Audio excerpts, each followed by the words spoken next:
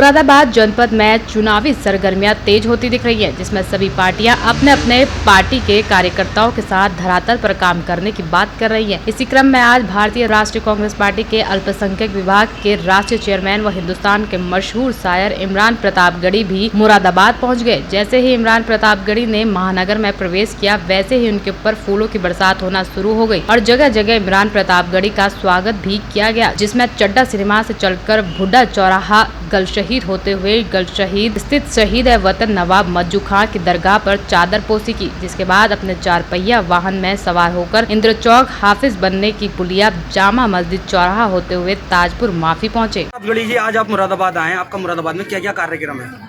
देखिए, स्वागत समारोह कई सारे पॉइंट पे लोगों ने मोहब्बतें दी हैं। मैं चेयरमैन बनने के बाद पहली बार आया हूँ अपने शहर में, तो अपने शहर ने बिल्कुल अपने बेटे की तरह मोहब्बत दी है, तो मैं बहुत भाव विभोर भी हूँ। और अभी शाम को 7 बजे एक जनसभा है, स्वागत समारोह जिला कांग्रेस कमेटी और शहर कांग्रेस कमेटी की जानिब से, तो उसमें रहूँगा। और कल दिन में कई डेलीगेशन से मिलना है। राबिया सैफी, जिस बच्ची का दिल्ली में हरियाणा में कत्ल हुआ था हैवानियत के साथ, उसके परिवार से मिलना है।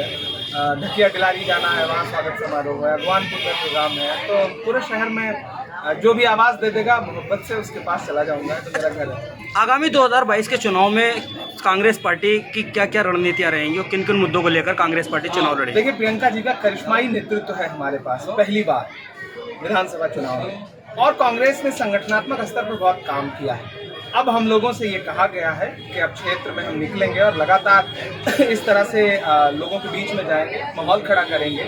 और कांग्रेस को लेकर के लोगों में एक उम्मीद है, क्योंकि कांग्रेस को छोड़ करके आज से 25-30 साल पहले जिस बेहतर की तलाश में आवाम गई थी, वो बेहतर उसे मिला नहीं क्षेत्रीय पार्टियों के पास। तो लोग अब लौट रहे हैं, बदजन हुए हैं क्षेत्रीय पार्टियों से, तो वापस फिर से कांग्रेस की तरफ लौट रहे हैं। और ये एक सच्चाई है कि इस देश को कांग्रेस के अलावा कोई आगे नहीं ले जा सकता है। हमारे तमाम मुद्दे ऐसे हैं जिन पर क्षेत्रीय पार्टियां चुप रहती हैं। असम का मसला हुआ, न सपा बोली न बसपा बोली, केवल बोले तो राहुल गांधी जी बोले। एनआरसी का मुद्दा हुआ, केवल प्रियंका गांधी राहुल गांधी जी बोले, सोनिया जी बोली, अखिलेश जी की एक आवाज नहीं निकली, मायावती जी की एक आवाज नहीं निकली। ऐसे लोगों को उम्मीद लग रही है कि अब कांग्रेस की तरफ फिर से लौटने पर कांग्रेस ही इस देश को आगे ले जा सकती है। अच्छा, किसानों के बारे में क्या कहेंगे? किसानों को बैठे हुए आज लगभग 10 महीने के आसपास हो चुके हैं और अभी तक कोई उनका निस्तारण नहीं निकल रहा है।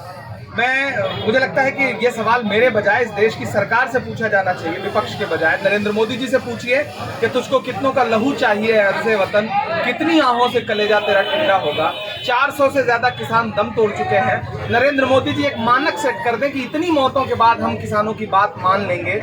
अगर 400 मौतों के बाद भी वो उद्योगपतियों के दोस्त बन करके बैठे हुए हैं, तो इससे शर्मनाक कुछ नहीं हो सकता। कांग्रेस किसानों के साथ खड़ी थी, कल भी खड़ी थी, आज भी खड़ी है, कल भी खड़ी रहेगी। अच्छा, दिल्ली के अंदर बार बार जो घटनाएं हो रही हैं, जो दरिंदगी वाली घटनाएं हो रही हैं, उस संबंध में आप क्या कहेंगे? देखिए, दिल्ली का जो लॉ एंड ऑर्डर है वो अमित शाह जी के अंडर में आता है, तो ये सवाल अमित शाह जी से और केजरीवाल जी से पूछा जाए कि दिल्ली को जहां से शीला दीक्षित जी ने छोड़ा था, वहां से आप कितनी बदहाली की तरफ ले जा रहे हैं। दिल्ली में आज कोर्ट के अंदर गोलियां चल रही हैं, लोग मारे जा रहे हैं। दिल्ली पूरी तरह से, जब दिल्ली का हाल यह है तो सुदूर